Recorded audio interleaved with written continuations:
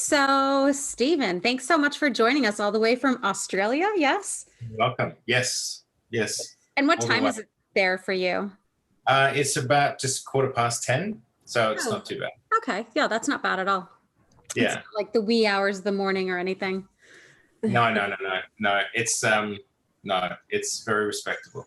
Okay, good. Perfect. Well, we're super excited to talk to you about the process of creating monsters and the special effects that we see in the film, Love and Monsters, and learn a little bit about how you brought them to life and the process and all of that and the special effects work that you do.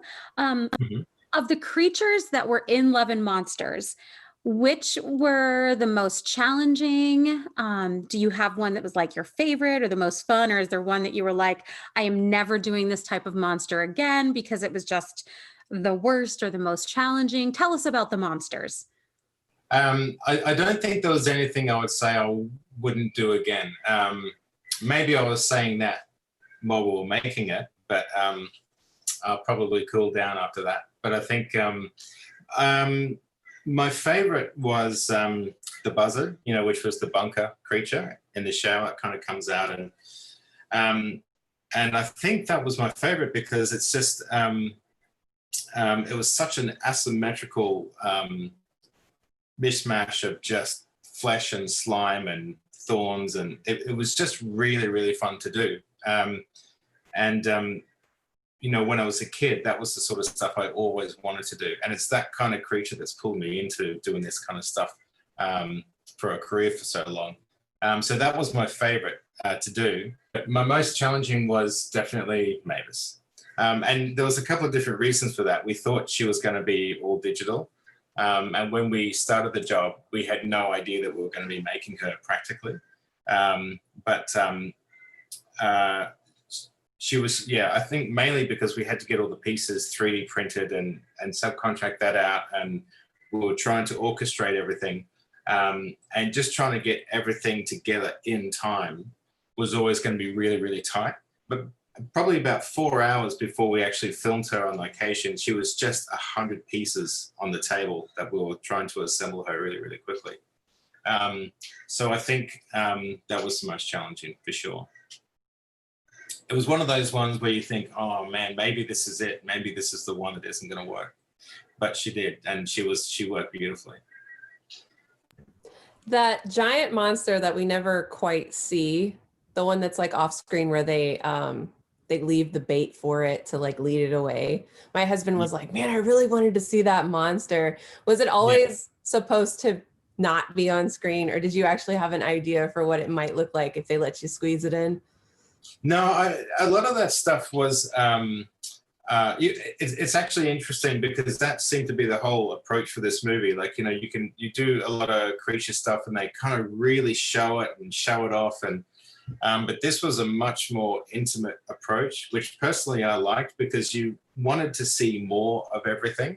And I think it's better to just get little suggestions and want to see more than seeing too much of them. So, and a lot of these, like I remember the storyboards, a lot of things were suggested that didn't really change that much. Yeah.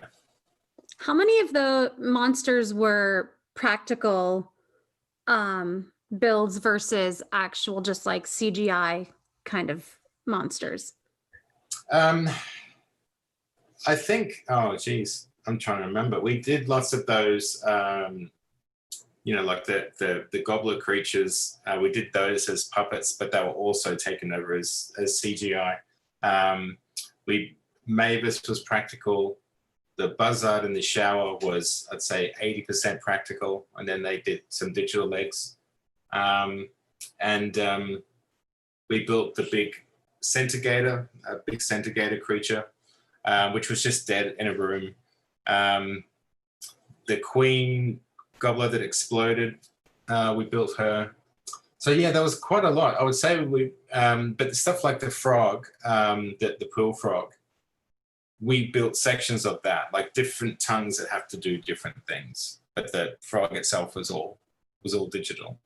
But we ended up doing more practical stuff than I thought. You know, I thought it might just be like a tongue here and there or a piece of skin or something like that, but we were still being asked to build whole, full creatures. I think that added to the movie. I think that's why one of the reasons we liked it so much. And I know in my review, I was commending the fact that there was such, that the practical effects were there, because I feel like it grounds the movie more in something that's more realistic and like, yeah, if we hit the end of the world, you know, sometime in the near future, like totally see these creatures coming to life. Yeah. Yeah. No, I agree. Yeah. So you designed, I know you did some work on What We Do in the Shadows, which I love, and did werewolves. So you've done things that are, you know, they've been around, they've been in lore forever. You know, it's just kind of your own take. And then you've done stuff where it's newer monsters or creatures that have never been seen before, like in Star Wars or Love and Monsters.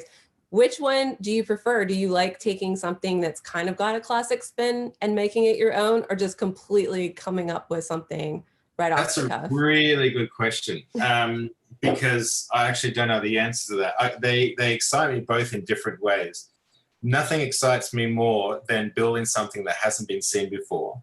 But at the same time, the idea of doing something traditional like a vampire or a werewolf and showing it in a context that we haven't seen before, I get a real buzz out of that too.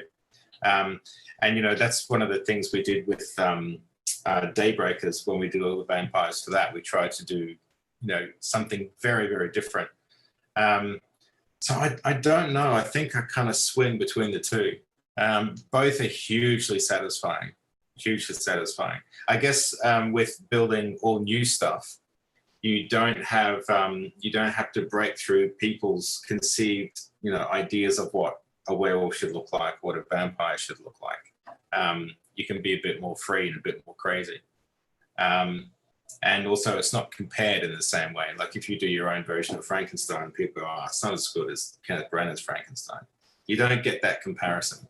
But I love doing both. So kind of along the lines of that, is there a dream project that you have? Is there some kind of a character or monster that you want to bring to life that you haven't yet? I could always do another vampire movie, and I could always do another werewolf movie. I think that I still do have a lot of ideas for things. I haven't done my version of Frankenstein yet, so I'd love to do that. But I've been really lucky. I think I've